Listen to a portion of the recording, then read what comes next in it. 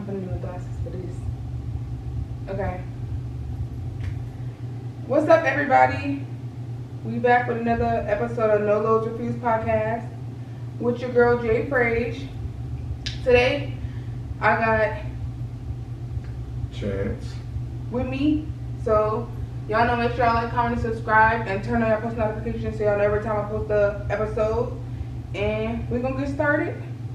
First, I'm gonna just let you introduce yourself and tell them where you're from. I'm Chance. I'm from Columbus, Ohio. Born and raised, actually. Period. How long you been out here? Atlanta. This is my first year in Atlanta, for real. Period. All right, and to get started, I just want you to tell them your story. Like, you coming back from injury? What happened? Like, you know what I'm saying?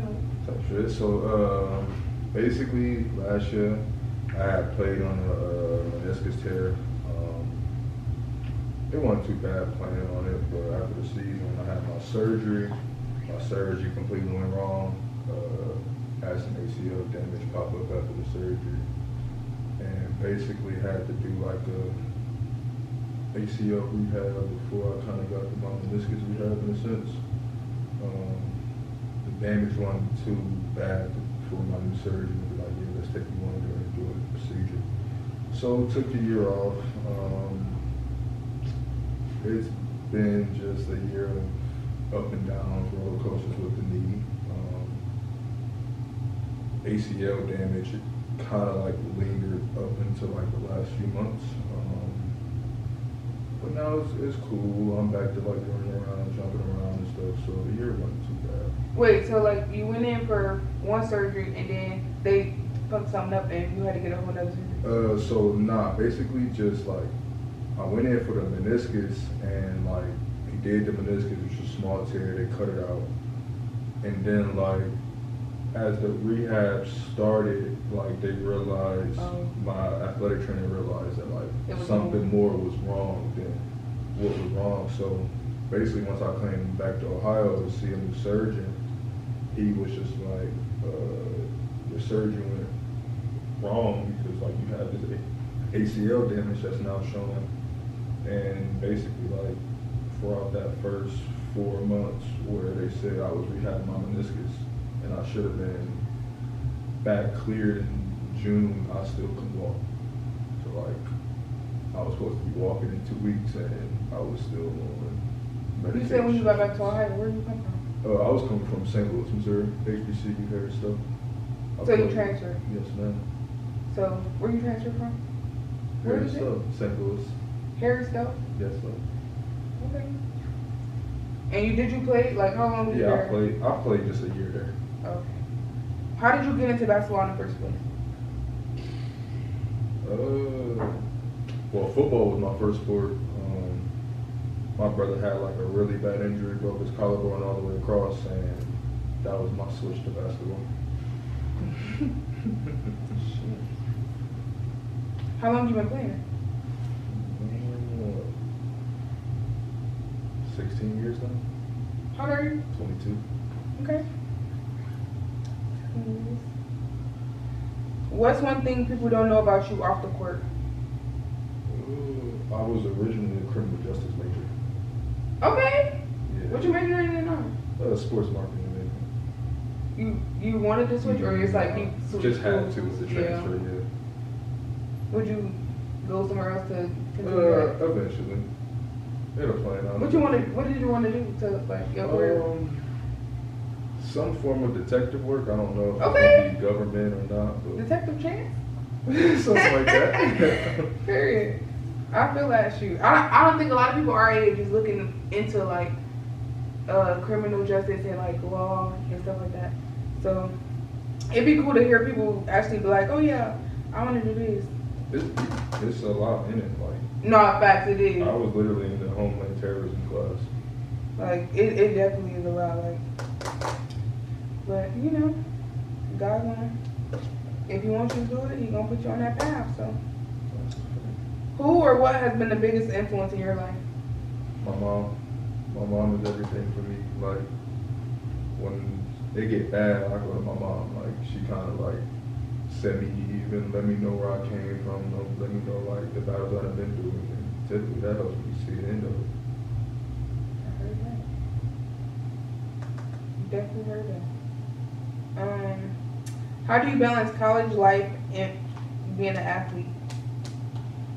You gotta be willing to talk. It gets hard. Like again, you're doing basically 2 jobs in one. Like we have 8 hours typically in classes and doing homework and studying, and then most players who want to be great are spending 6 to 8 hours, in the gym after practice, lifting and all that stuff. So it gets hard. You just gotta be willing to talk to people, like lean on the people around you, just because for everybody, you're gonna hit that wall where it just gets hard. Do you feel like there's people here, like, I'm pretty sure you probably got like a few people, but do you feel like it is people here that you can talk to, or you feel like you get in there, or like not really, like you'd rather just talk to somebody at home, or like what?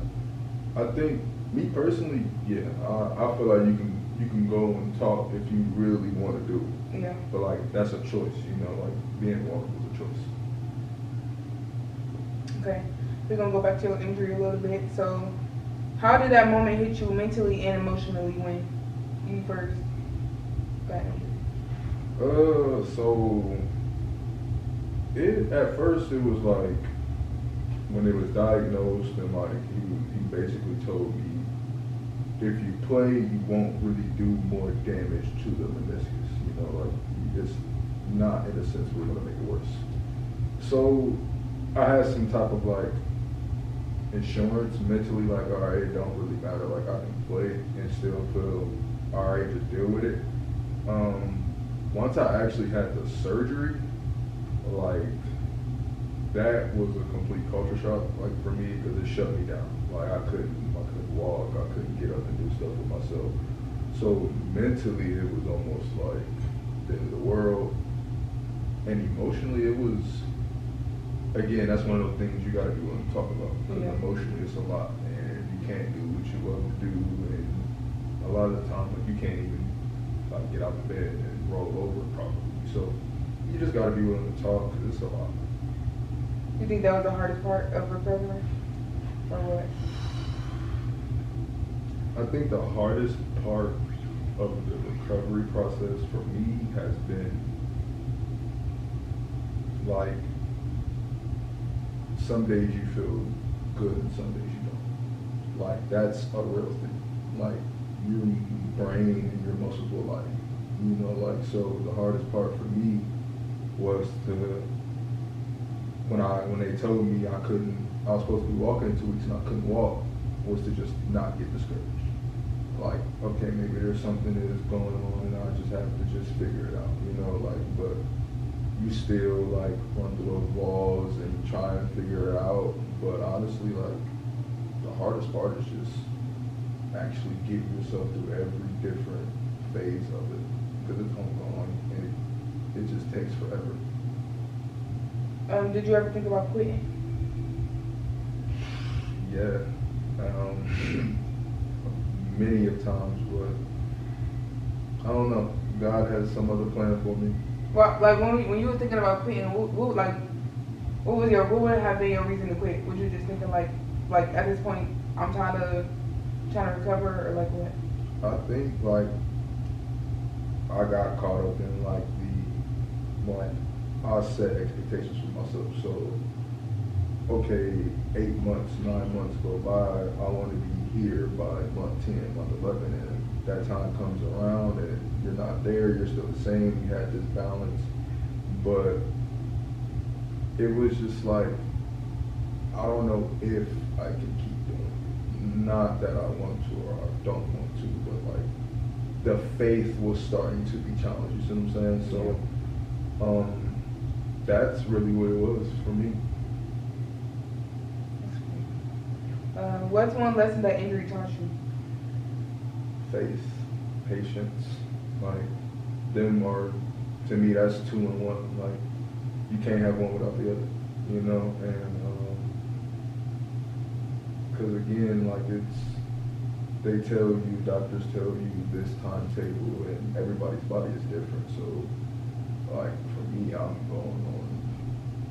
14 months for a 4-month injury, you know, so you just keep going. Wait, so like when you got injured, like obviously like with your meniscus, you expected not to be out this long. Like, did you get injured like during the game or something? And you was like, oh shit, like I just fucked something up. So actually, I didn't even have one of those scary ones, or like I was just like getting in the back end. We was coming from winter break and doing our conditioning, and it's just like overuse, and like it's just like a shift in my knee and a pop, and it was just like I'll figure it out tomorrow. Sat down for a little bit, kept running. Wouldn't talk to my trainer about what I was feeling. He was like, this ain't right. Yeah, it's just I should be able to get to a top of stairs without my knee hurting. So. Was there ever a why me moment, or did you just go instantly into beast mode? Yeah, I think there's always a why me moment. We sometimes question a lot of stuff that happens. That lasted for about that first month, you know, I'm stuck in the bed and I can't move, and like that was the why me, but it didn't linger around for long, honestly.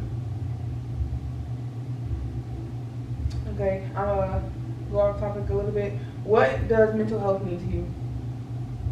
Everything. That is, especially for black men and where we come from, you know, like, again, we gotta be willing to talk.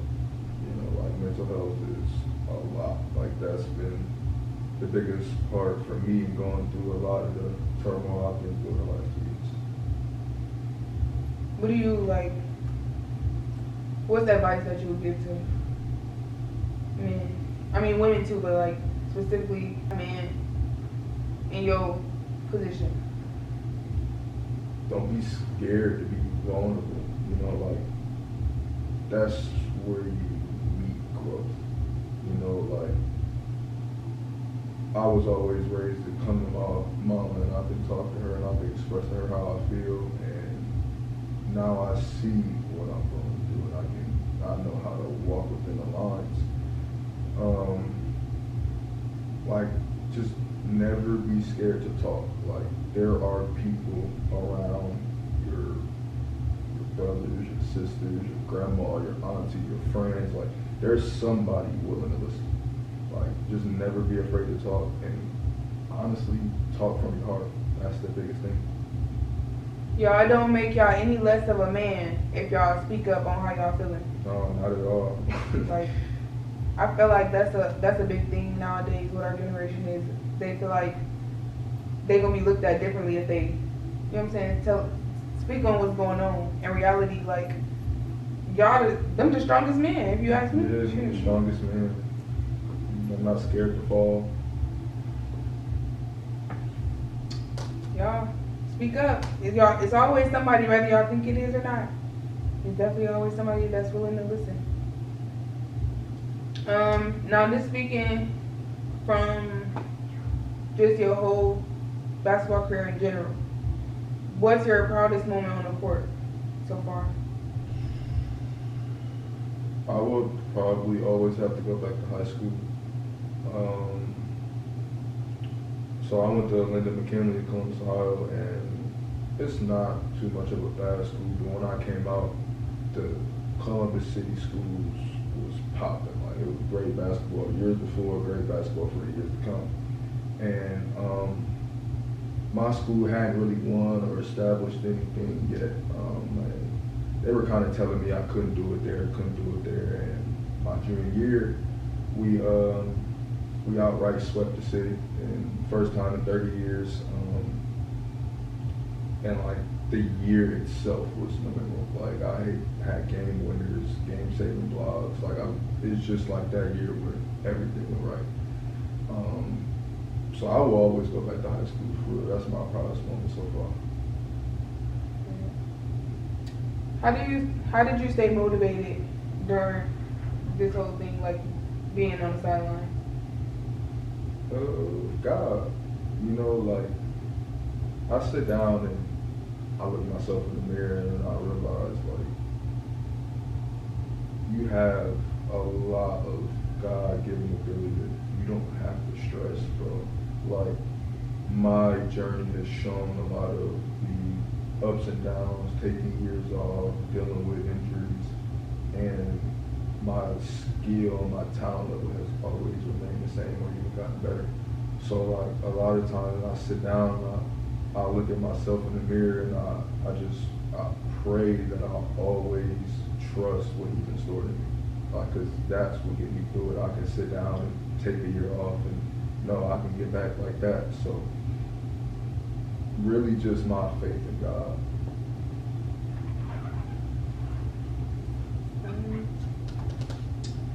Who's your toughest opponent or team you faced? Throughout Your whole career. good question. Toughest team.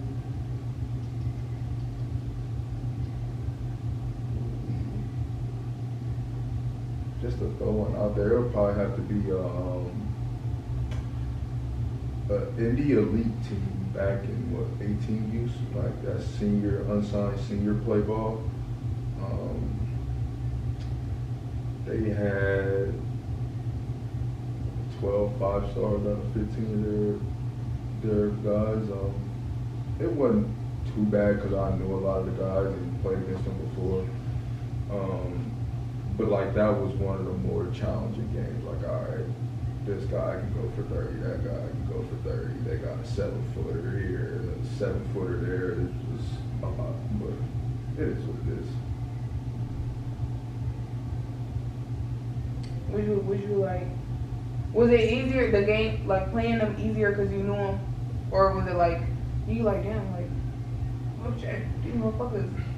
Them be one of them teams where you see it, you be like, all right, that's what y'all doing. Like, y'all all just gonna play together for real. Like, y'all gonna put two teams together and just try and run a circuit or something. But it was like, it was more like fun because again, I'm playing with a lot of my boys and we right behind them. So it's like, yeah, it's really just like y'all not even. Yeah. Y'all just like. We just hooping. Yeah. What's your go-to move or strength on the court? Or what do you think your go-to move is going to be? My go-to move or strength? Yeah. Hands down would be just my mid-range. It's just simple, lost art of the game. You know, favorite players are like Kobe, Melo, KD. So like, just the simplicity of it, like catch and shoot out of the mid-range, 1-2 dribble pull-ups, like. I'm 6'6", 6'7". I can shoot over a lot of people, so I just stick to my bag. You about to be dunking on people or what? I'm a little too old for all that. Too old is crazy.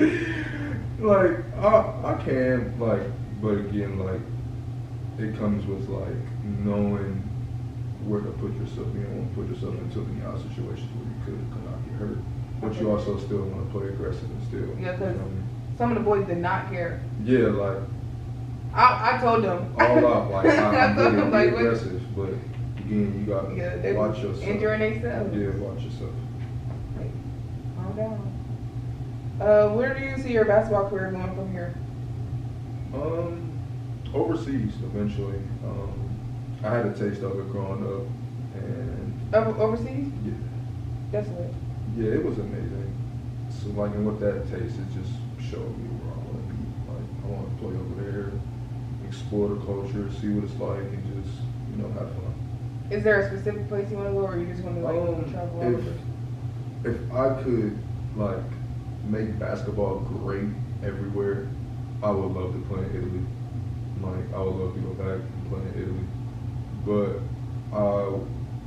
wherever the ball takes me, honestly, like, I'm grateful for it all. That's what. Italy.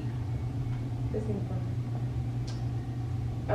How did you have to like adjust your playing style?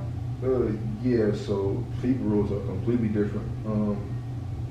Goaltending isn't really a thing. Like, you can't like run in a sense with the ball.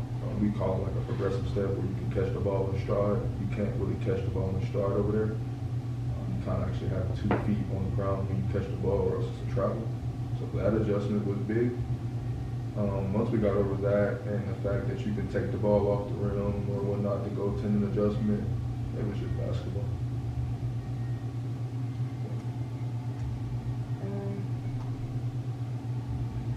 How has basketball in general shaped who you are today?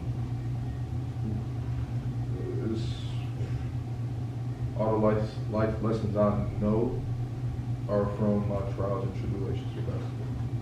It's always going to be bigger than basketball and more than just on the court and what you do on the court. Even with school and just dealing with different coaches and different people, it just shows you so much about this avenue and knowing this person and being around different cultures of people as well.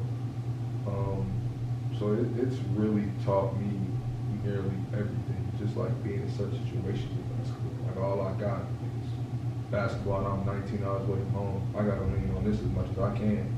So like, it just shows you how great of a tool it is. Like you can really navigate yourself through life with it if you treat it right. So yeah, for me it taught me everything. You got siblings and stuff? I'm the baby of 2 of all boys on my mom's side, and my dad got 8 kids, and I'm close to the bottom again. So your mom got 3 and you the youngest? Yep. Do they play? Well, I know you said your brother got injured. Yeah, growing up, we all played sports. My oldest brother ended up going to the military. Little brother ended up having injuries with having asthma and all that, so he just stopped playing sports, and then I carried the torch. Besides like speaking up, what advice would you give to young athletes facing setbacks? Or just young athletes in general? Trust yourself. Trust your ability. Like, 'cause a lot of times we get discouraged and getting around a group of guys or a group of girls and they're better than us. Trust your work. Trust your process. That's the biggest thing. Like, you're not going to be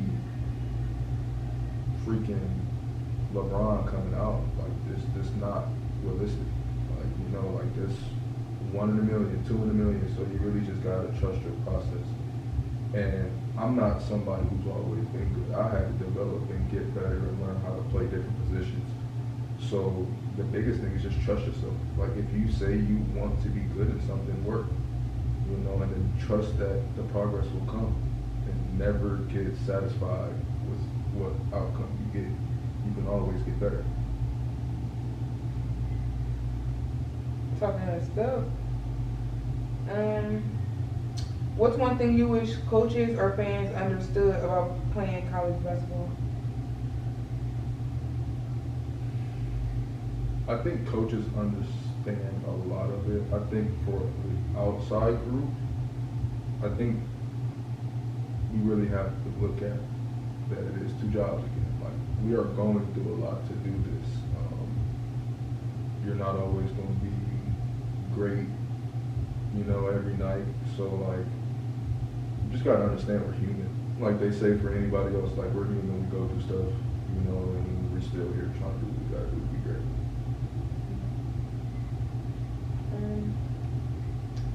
What's one mindset shift that helped you level up when everything started getting tough?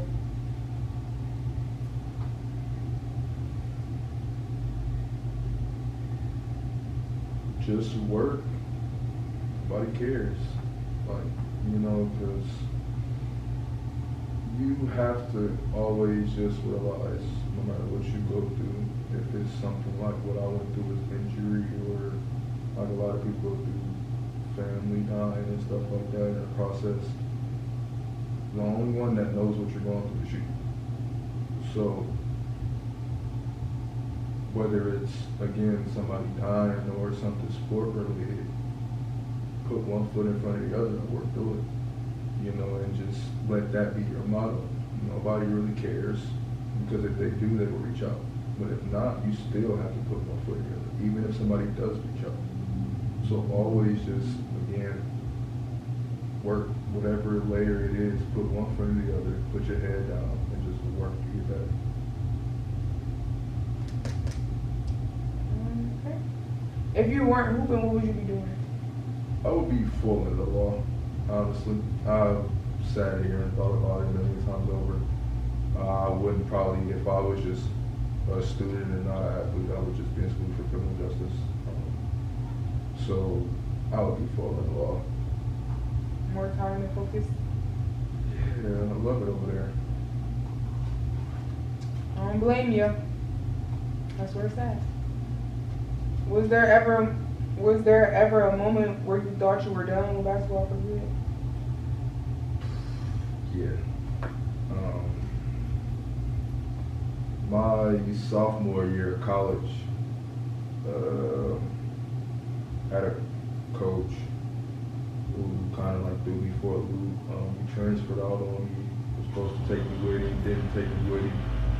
Was forced into like a gap year in the sense of it was too late for me to get into a school. At that point, I was like, okay, this might not. College, I've tried it. It's been 3 schools, at this point, and I'm barely a sophomore.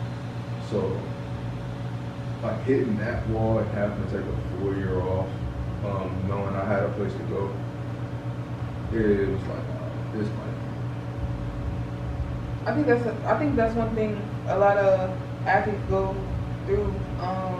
Is like being at a school and then the coach leaving, and then you like, shit, like what am I supposed to do now? Yeah. And then that kind of was the situation with a lot of girls here too. Like once Coach Matt came in, he didn't take none of the people that was already here. Like when Lee and them, when Lee and Anna and all of them came, they all came at the same time. Like they all came in the same year, so he didn't take nobody else from previous years, from before he got here. He didn't take none of them, nobody. Not from varsity, not from JV. He didn't take nobody. Huh? Yeah. So he was under the impression that he only wanted girls like that was scoring like 20 plus points a game, right. Which you're not gonna have that, period. Yeah. Like, and you're not gonna get nowhere with that mindset, thinking, right. Oh, I only want girls that's scoring 20 plus, because you gonna have girls that's offensive players, you gonna have girls that's defensive Yeah, players. you need everything. Period. Yeah. So you know what I'm saying? So like, he was like that was his whole mindset, and then it's like he didn't give nobody who was already here a chance, even though he never seen them play, he didn't know how they was or none of that. He just immediately like, I got these new, like I got a whole bunch of new girls. Half of them he didn't even recruit. He just knew they was new recruits. You know what I'm saying? Like, wow. You know what I'm saying? Like, yeah, just signed. Yeah. You can't let them go. Like, so I think that was a lot of girls here, especially like girls on JV too, because like when I came into school in 2020. We had a big ass team. Like we had varsity had almost 16. Okay. Probably it probably wasn't that many, but it was dang near that many. Yeah. And then JV had a good 6 on the bench. You know what I'm saying? So and then it was COVID too. So that's fucking JV up even more because they don't give a fuck about JV as much as they do varsity. No. Especially in 2020 when right. COVID was bad. Like yeah. I think we only had 3 games. Damn. Yes, JV literally only had 3 games. So like that's one whole year that we don't get to play him as a COVID year. We don't, you know what I'm saying? Like yeah. we just gotta play those 3 games and we gotta go on. That's our freshman year over there. We done like whatever. So then when second year came and we got new coaches, the teams got even bigger. You know what I'm saying? But it's like now we got coaches like we got 2 black coaches. We got Coach Trey and Coach Dre. Coach Trey is one of the coaches that's like. You need that coach. Like she all about mental health. She all about the players. Like she want to see us win. She not about like what Coach Matt on, Right. basically. So I feel like we need more coaches like that. And I think I talked to a couple of the other boys in their videos, and they were saying like y'all got coaches that's like big on mental health. You know what I'm saying? Like Yeah. he showed that he here for y'all, and I feel like we need more coaches like that because No, that's not. That's why coaching in college is hard now. It's you see even like the older coaches are starting to get out of it because you can't really reach the youth how you want to. But we have a great coach and staff in general that like all of them. I was about to say, yeah, y'all guys coaches seem like they, you know what I'm saying? Like I see they be pushing the word and all of that. Basketball. Yeah, for sure. I mean, but and then it's like you can tell the difference. You can definitely look in a room full of coaches and tell the difference, like just by their energy and their aura. You can just literally tell who won what. Like they have fun with us. They enjoy it with us. Yeah. It's not just us going to do it. Like you can definitely tell like this coach he want to win, but he about us. Yeah. This coach right here, he don't give a fuck about us. He just want to win. Yeah. Like he just want his name to be good. Yep. And I feel like that's another reason why a lot of people don't speak up, because they got coaches that's not gonna listen, or they've had coaches that's not gonna listen. So now that they got a coach that's gonna listen, they so used to being pushed out by coaches. It's like they don't even see a reason to talk. Try, yeah. That's been me for a lot of times. Again, you just gotta realize not every coach is the same coach. You gotta actually try first. Yeah. Like you can't just assume that somebody is gonna do you wrong, you know. So you just gotta be willing to try.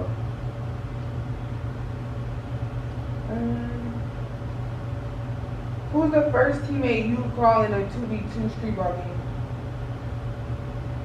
First teammate.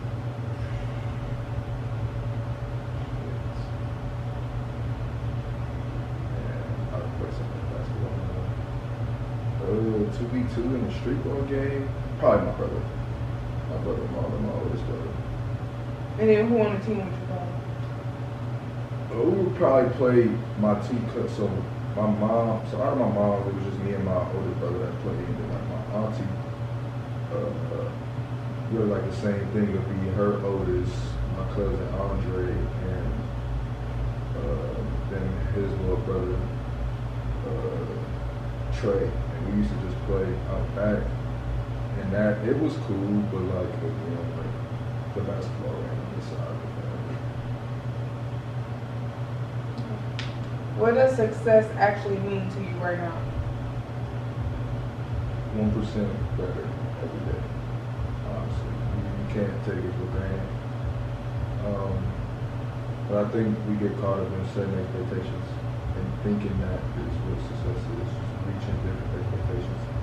So I just feel for me personally, just my success has been just 1%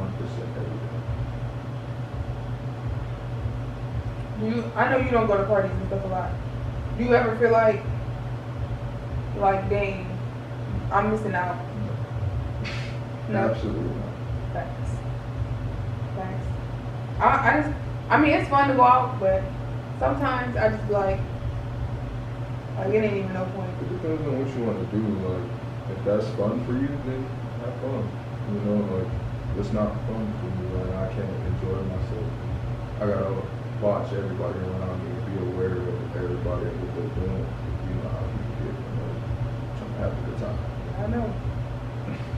I'm aware. Camera, I'm looking at y'all just watching. Shoot. I mean, but no, I definitely feel that. It's a lot of what y'all have going on in the streets? Craziness, nonsense, for real. Were you a part of like the groups that was going to like the I think the middle school and stuff or high school and stuff? Yeah. How did you feel doing that? I love talking to children. It's nice to get back. I didn't have it when I was in 4th, 5th, 6th. Didn't have that. Big brothers that really come around like through the schooling until you got high school. So just being able to go talk to like little kids, you know, it's just like you feel me, in that grade, and you can see it on them as soon as you walk into a classroom. It's just like, all right, like, he didn't hit the right voice, and you know, like, you good, like just pick your head up, come in here with a good attitude, be nice to the teachers, and you don't be out of here like that, you know. So I loved it. I actually told Coach Rich, you know, like, you can put me down for all. Whenever it's a time to be doing, you don't even gotta ask me, just put me on this. How does it feel stepping onto the court now compared to before you got injured? Ooh, breath of fresh air. It's nice to actually be able to have my 2 feet on the floor and like my leg doesn't feel like nothing.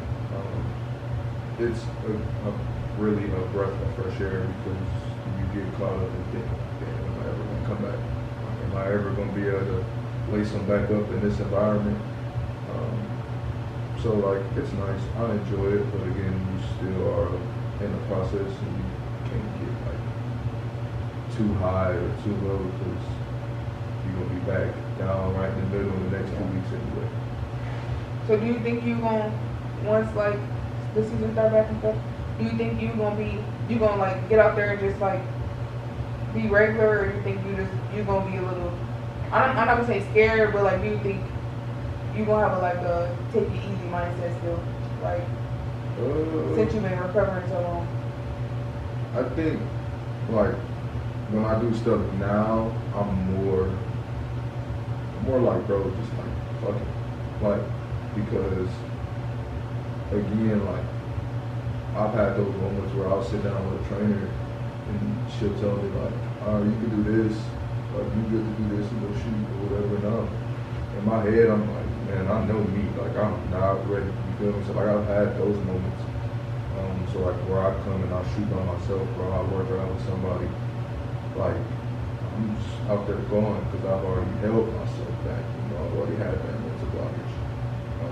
So by the time I come back in September, you know, like it's been long enough for me to be like, all right, but let's hoop. Like I'm not scared of anything happening. If something is in store for me to happen in that matter, then do it. That leads to my other question. So, what else was that? Oh, so like, have you ever like had an injury like and you didn't tell your trainer?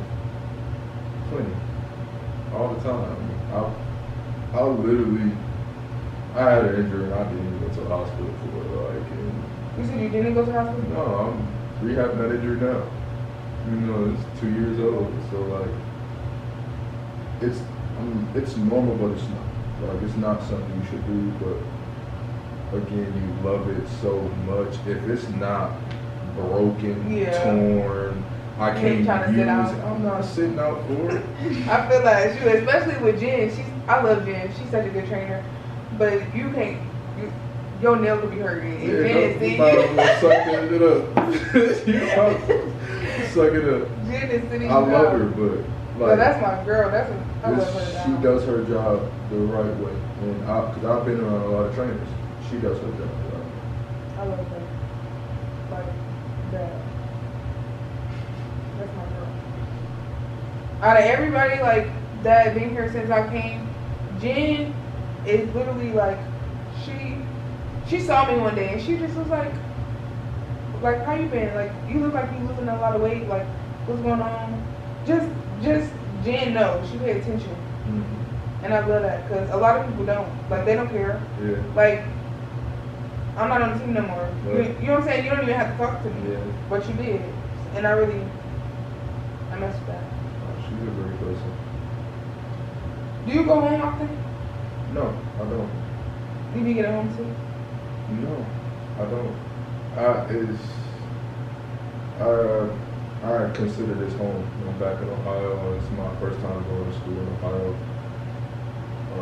So it doesn't really bother me, honestly. Alright. You got anything to say?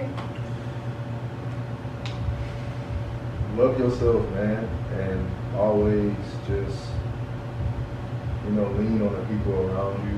And when it gets hard and you can't do that, surrender everything you got going on in your life to God. And that's it. And God will. Y'all, this is the end of this. He most likely gonna be back soon. But I thank you for coming out. You know, you was one of the ones that was recommended by the coach. So that's I think I Trent connected me with you or something. I don't remember. But I know I asked the coach, like, who do you think would be a good person to bring on my podcast? Like, you know what I'm saying? And he was like, you. He definitely said you. So I thank you for coming on. For sure. And, you know, this was lit. We lit. Podcast gonna go up. You'll know we might be on the news tomorrow. You never know. Maybe. Turn it up. Hello. Okay, lit. But yeah, y'all make sure y'all like, comment, and subscribe. And this ain't the only video we're dropping, so make sure y'all stay tuned because I got plenty more. I'm out.